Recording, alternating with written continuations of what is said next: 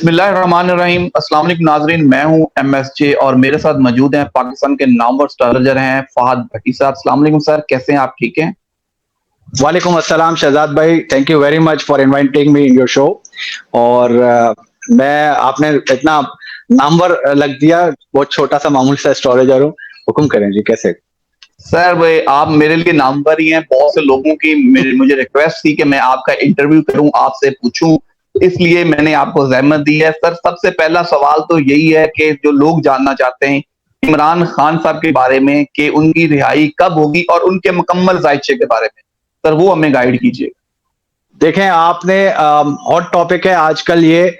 और वैसे तो मैं आपको क्लियरली ये चीज मेंशन कर दूं कि देखें, बहुत सारे सोसाइटी में ना इस चीज को लेके बड़ा लोगों के अंदर ये तजस्सुस पाया जाता है और वो जानना चाहते हैं कि ये क्या आगे हालात बनेंगे।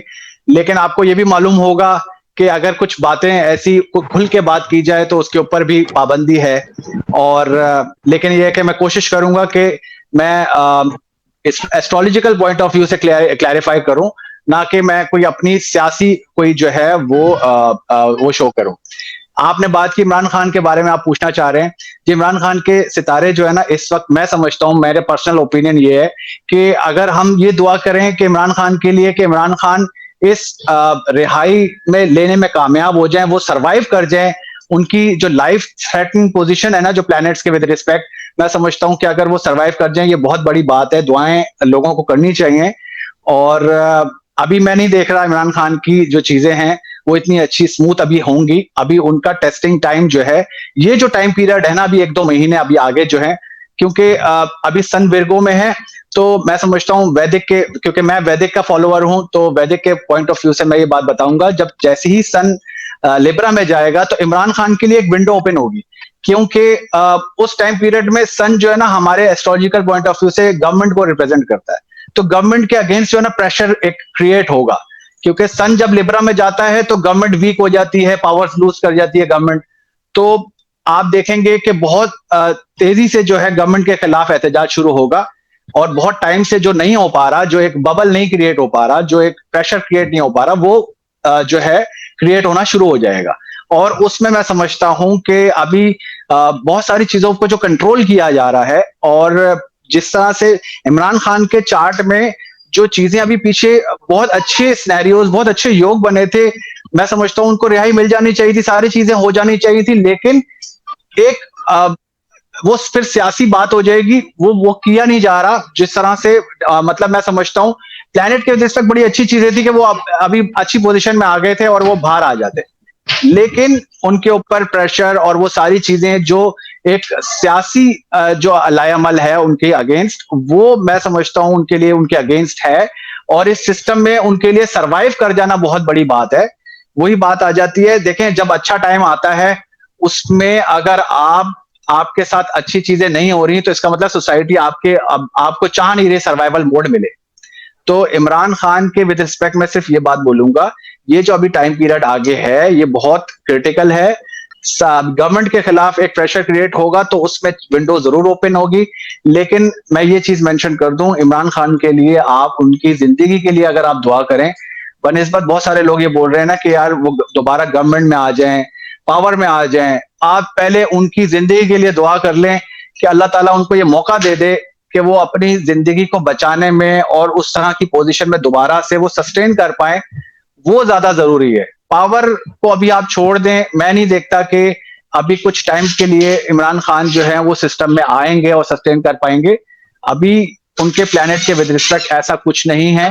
दिसंबर तक तो बहुत ज्यादा एहतियात की जरूरत है। देखें इमरान खान के जायचे के हिसाब से आपने बोला ना, अगर बताऊं तो जुपिटर जो है वो ऑलरेडी अभी रेट्रोग्रेड हुआ है, अभी चल रहा है। और उनके बर्थ चार्ट में मुश्तरी जिसको हम बोलते हैं, वो बाय बर्थ उनका भी उल्टा चल रहा था जब वो पैदा हुए थे।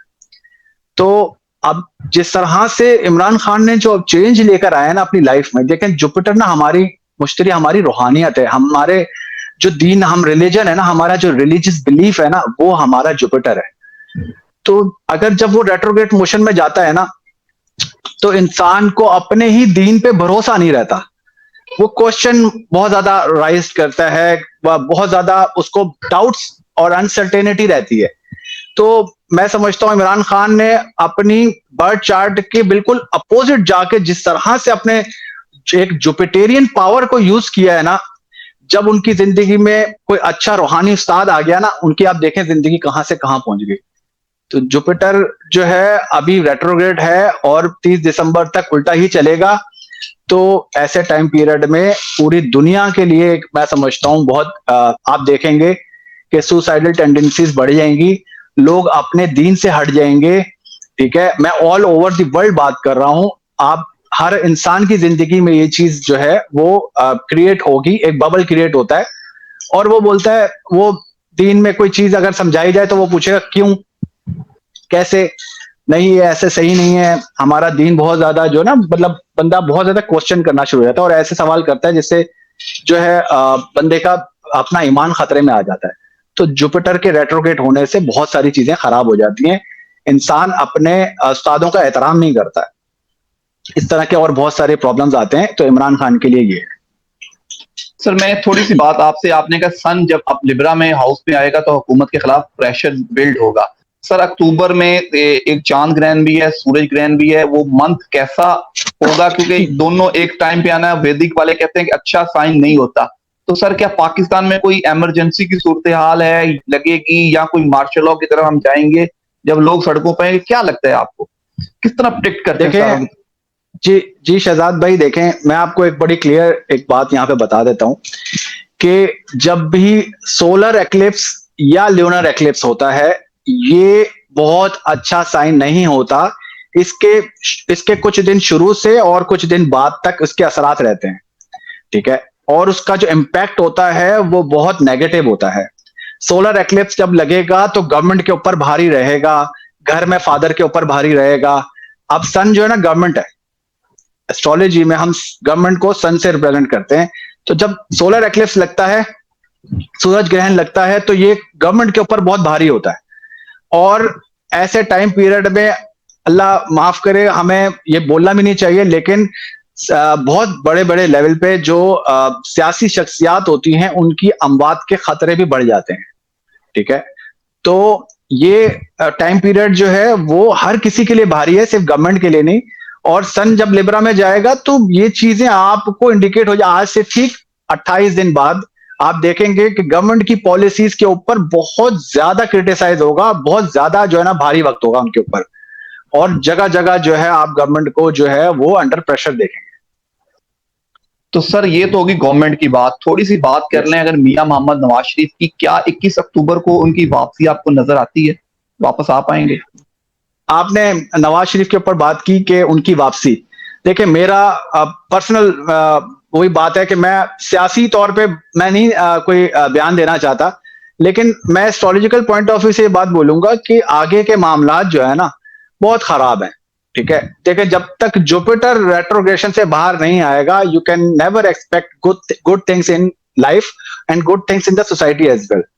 तो अभी ये कहना कबल अज वक्त है कि जी उन्होंने कोई टाइम फ्रेम दिया और वो वापस आएंगे, या किसी और ने कोई टाइम फ्रेम दिया वो कर पाएंगे। एक्सपेक्टेशन जीरो हैं और रखनी भी चाहिए, क्योंकि वो फुलफिल नहीं होंगी।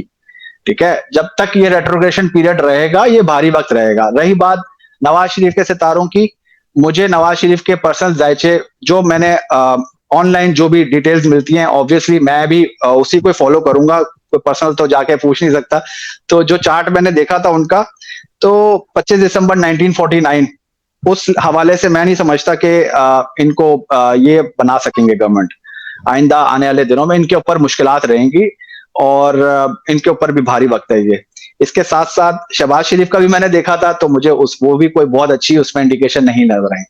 इसके अलावा इमरान खान का मैं आपको ऑलरेडी बता चुका हूं, उनका टाइम पीरियड तो बहुत अच्छा चल रहा है, लेकिन उनके खिलाफ जो पूरा एक बबल एक क्रिएट हो गया है, और जो पावर्स जो हमारे बदकिस्मती में, उसके ऊपर सेकंड फेज में बात करूंगा, जो इमरान खान के खिलाफ हो रही हैं चीजें, और ये क्यों हो रही हैं, पाकिस्तान में शुरू से क्यों नहीं ये हो रहा है, इसके ऊपर मैं चाहूंगा कि आप सवाल कीजिएगा, मैं इसके ऊपर डिटेल थोड़ा सा बता दूंगा। बिल्कुल। बाकी रही बात आसिफ जरदारी और पीपल्स पार्टी के, जो मैंने जो चार्ट देखे हैं बिलावल का और आसिफ जरदारी का, इनके सितारे जो है अच्छे हैं। मैं आपको बता दूं, पीपल्स पार्टी की गवर्नमेंट जो है as per planetary positions Bilawal और आसिफ जरदारी जो हैं वो मुझे कामयाब होते हुए नजर आते हैं। पीपल्स पार्टी गवर्नमेंट बना सकती है, ये मेरा जो experience as per the chart जो अवेलेबल है, डिटेल्स ऑनलाइन जो भी प्लेटफॉर्म पे जो मुझे मिली हैं उसके विद रिस्पेक्ट मैं आपको बता रहा हूं। और मेरा कोई सियासत से कोई ऐसा ताल्लुक नहीं है। हाँ, पर्सनल चॉइसेस हर किसी की होती हैं, मेरी भी है। तो लेकिन मैं ये क्लियर बता दूं कि पीपल्स पार्टी के मुझे थोड़े से चांसेस ज्यादा दिखते हैं एज कंपेयर टू पीएमएलएन और बाकी पार्टीज। तो और एक जो है एलिमेंट और भी है, उसके ऊपर हम सेकंड फेज में अभी बात कर लेते हैं। जी सर, तो सेकंड पे हम बात थोड़ी सी कर लेते हैं पाकिस्तान के। जिस तरह आप बता रहे थे, पाकिस्तान के जो हालात हैं, निगरान हुकूमत है, इलेक्शन है, ये सारी चीजें किस तरफ देखते हैं और पाकिस्तान के दायित्व को किस तरफ देखते हैं? देखें शहजाद भाई, हमारे यहाँ बदकिस्मती कह लें या हमारा अब ये नेचर कह लें या एक हमारी बर्थ जो हुई पाकिस्तान की, शुरू से हमारा जो सितारे हैं ना पाकिस्तान के, वो उसपे ना मार्स एलिमेंट ज्यादा है, मरीख का एलिमेंट ज्यादा है। और हमारे साथ ही हमारे पड़ोसी मुल्क यानी कि भारत, उनके यहाँ वीनस यानी कि जोहरा का एलिमेंट ज्यादा है। तो दोनों चार्ट्स को कंपेयर किया जाए ना, देखें मार्स क्या है, मार्स की एनर्जी है ना वॉरियर है, ठीक है। हमारे जो मार्स है, हमारे फौजी या हमारी जो मेन स्ट्रीम जो वॉरियर जो आगे फ्रंट लाइन पे जो फोर्सेस लड़ती हैं उनको रिप्रेजेंट करता है। हमारा जब ये पाकिस्तान आजाद हुआ उस टाइम के हिसाब से, उस चार्ट के हिसाब से मार्स का जो है ना वो एलिमेंट बहुत ज्यादा होने की वजह से यहां पर ऐसे हमारे फोर्सेस की जो इन्वॉल्वमेंट है ना वो ज्यादा रही है। आप देख लें, कंपेयर कर लें, चार्ट्स को कंपेयर करने से, हालात को कंपेयर करने से आप तक आप देख लें पाकिस्तान में कितनी दफा मार्शल लॉ लगा और भारत में कितनी दफा मार्शल लॉ लगा। कंपेयर करके देखें आप। हमसे ही जो हमारे से या जो अलहदा हुआ बांग्लादेश, वहां पे उनका क्या हाल है, उनके यहाँ कितनी दफा मार्शल लॉ लगा। तो प्लैनेट्स जो है ना अपने होने का सबूत देते हैं। हमारे यहाँ मार्स की एनर्जी ज्यादा है, यहाँ पे शुरू से लेके एंड तक, जब तक अल्लाह ने मौका दिया है इस मुल्क को, यहाँ पर जो मार्स की एनर्जी है वो ही रहेगी। यहाँ पर आपको और कोई एनर्जी एक्टिवेट होती हुई नजर नहीं आएगी। यहाँ पे मार्स रहेगा, फौजी रहेगा और वॉरियर जो है वो यहाँ पर रहेगा। वहां पर इंडिया में हालात अच्छे इसलिए हैं कि वहां पे वो जब उनका जो चार्ट बना था उसके विद रिस्पेक्ट टाइमिंग और ये जो डेट ऑफ बर्थ के हिसाब से वीनस का एलिमेंट ज्यादा है, तो इसलिए वहां पर जो बिजनेस जो ग्रोथ है, पैसा है वो ज्यादा है, लग्जरी कंफर्ट्स ज्यादा है वहां पर, तो आपके सामने है। तो ये वजह है कि यहाँ पर जो हमारा जो सिस्टम है उसमें ये जो पॉलिटिकल सिस्टम जो है ना वो सस्टेन नहीं कर पाता है ज्यादा टाइम तक। कोई भी पॉलिटिशियन जो है वो आर्मी के साथ बहुत अच्छे जो दौर हैं उनके वो नहीं रहते, बातचीत अच्छी नहीं रहती। तो जो हमारे यहाँ स्टैब्लिशमेंट की जो पावर है वो यहाँ पे इसलिए ज्यादा है क्योंकि यहाँ पे मार्स की एनर्जी ज्यादा है। तो वो फिर मार्स अपना शो करता है हर थोड़े टाइम बाद कि मैं मार्स हूं। और मार्स जो है वो आपको पता है वॉरियर है, तो वॉरियर जो है उसको आप बात समझा नहीं सकते, तो वॉरियर है, वो बन के दिखाएगा। सर, अभी आपने कहा मार्स की एनर्जी ज्यादा है, वॉरियर बन के दिखाएगा, तो मैं यही पूछने चाह रहा हूं, जिस तरह हालात जा रहे हैं, क्या लगता है आने वाले 3-4 माह में वॉरियर या मार्स अपना असर रसूख दिखाने जा रहे हैं? जी बिल्कुल। देखें बात ये असर रसूख तो आप माशाल्लाह तजुर्बेकार हैं, आपको भी ये बात पता है कि शुरू से ही है। तो ये तो जब से पाकिस्तान बना है आज तक उन्हीं की चीजें आपके सामने हैं। जो उनको ना करता है या उनकी पॉलिसीज के खिलाफ चलता है उसका असर भी आपके सामने है। तो मैं किसी वो पार्टी नहीं बनना चाहता, ना मैं किसी को क्रिटिसाइज करना चाहता हूं। मैं तो एस्ट्रोलॉजिकल पॉइंट ऑफ व्यू से ये बात बोल रहा हूं कि मार्स जो है वो उसका नेचर है ये। तो हम ज्यादा एक्सपेक्ट नहीं कर सकते, इससे ज्यादा और आप एक्सपेक्ट नहीं कर सकते। वो अपने ही तरीके से लेके चलेगा। रही बात आगे क्या होने जा रहा है, देखें अभी मैं समझता हूं जिस तरह के हालात हैं, अगर इलेक्शन हो जाए ये बहुत बड़ी बात है। इस साल तो बहुत मुश्किल है, आटे में नमक के बराबर। और आगे मैं बोल सकता हूं हाँ अगर हो जाए तो अच्छा है, लेकिन ये सब एक दायरे के हिसाब से, एक ख्वाहिश के हिसाब से, एक पैरामीटर जो सेट किया गया है उसी के हिसाब से सब कुछ होगा। जो स्क्रिप्टेड होता है ना, स्क्रिप्ट के हिसाब से चलेगी गवर्नमेंट और स्क्रिप्ट के हिसाब से सब कुछ होगा। आप ज्यादा एक्सपेक्टेशंस ना रखिए, और मैं लोगों को भी, देखने वालों को भी यही बात बोलूंगा कि एक्सपेक्टेशंस जो है वो आप बहुत ज्यादा नहीं रखिए। सर एंड पे सिर्फ आपसे यही पूछना चाहूंगा, जो निगरान वजीर काकड़ साहब है, आपको लगता है वो दिसंबर से आगे स्टेनेबल हैं, रुकेंगे, या कोई नए वजीर आजम आएंगे? देखें, काकड़ साहब जो हैं, काकड़ साहब हो जाएं या और डिफरेंट जो भी लोग बैठे हुए हैं, वो खुद से तो नहीं बैठे, जाहिर सी बात है लाए गए हैं, और जो जो लेकर आता है वो किसी प्लान के तहत लेकर आता है।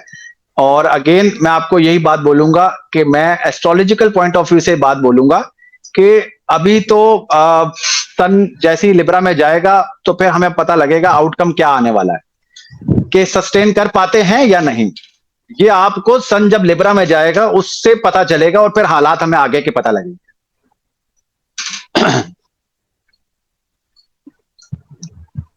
सर आपने बहुत अच्छी हमें नॉलेज में इजाफा किया है। जब सन लिब्रा में जाएगा 28 दिन का आपने कहा है, उसके बाद गवर्नमेंट पे मजीद प्रेशर होगा, तो फिर हम मजीद चीजों को जान सकेंगे। सर इंशाल्लाह हम जैसे ही सूरज ग्रहण और चांद ग्रहण खत्म होगा, आपसे फिर टाइम लेंगे, फिर सितारों की पोजीशन क्या होगी वो जानेंगे, क्योंकि सूरज ग्रहण और चांद ग्रहण के बाद इमरान खान की मुश्किलात में मजीद इजाफा हुआ था। अब क्या होने जाएगा हम आपसे जरूर पूछेंगे। एंड पे अवाम के लिए, पाकिस्तानियों के लिए, मेरे व्यूअर्स के लिए कोई मैसेज हो तो सर जरूर काइंडली। देखिए, आखिर में मैं एक छोटी सी टिप मैं आपको देता हूं, जो आपके देखने वाले हैं, चाहने वाले हैं, उनके लिए सबसे अच्छी टिप ये है कि आप अपने घर में जो यूटेंसिल्स हैं, मैं सबको ये बात बोलता हूं कि जो स्टील के बर्तन हैं या तांबे के हैं, इन चीजों को ज्यादा इस्तेमाल कीजिए। आपके घर में जो शीशा है, आपके घर में जो वॉशरूम है, आपके घर में जो मोबाइल फोन आप यूज करते हैं, ये सारी चीजें राहु की हैं, ठीक है? इसको हम उर्दू में रास कहते हैं। प्रॉब्लम क्रिएट कर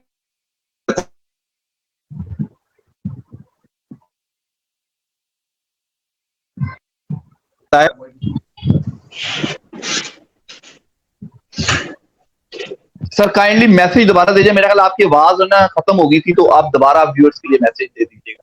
जी जी, बीच में सॉरी इंटरप्शन हो गया। आपको मेरी आवाज आ रही है, क्लियर आ रही है? जी जी आ रही है सर, मैसेज दोबारा। जी अच्छा, मैं ये बात बोल रहा था कि यूटेंसिल्स जो है ना, वो आप नेचुरल, जो हमारे पुराने लोग जो यूटेंसिल्स यूज करते थे, जो बर्तन हमारे जो यूज होते थे, उसके ऊपर आ जाए, आपके लिए ज्यादा फायदा है। क्योंकि आप जो कांच का इस्तेमाल है, शीशे का इस्तेमाल है, उसको कम से कम करें लाइफ में। आप स्टील के बर्तन या तांबे के बर्तन, इन चीजों को ज्यादा यूज कीजिए अपनी लाइफ में, अगर आप सेहतमंद रहना चाहते हैं।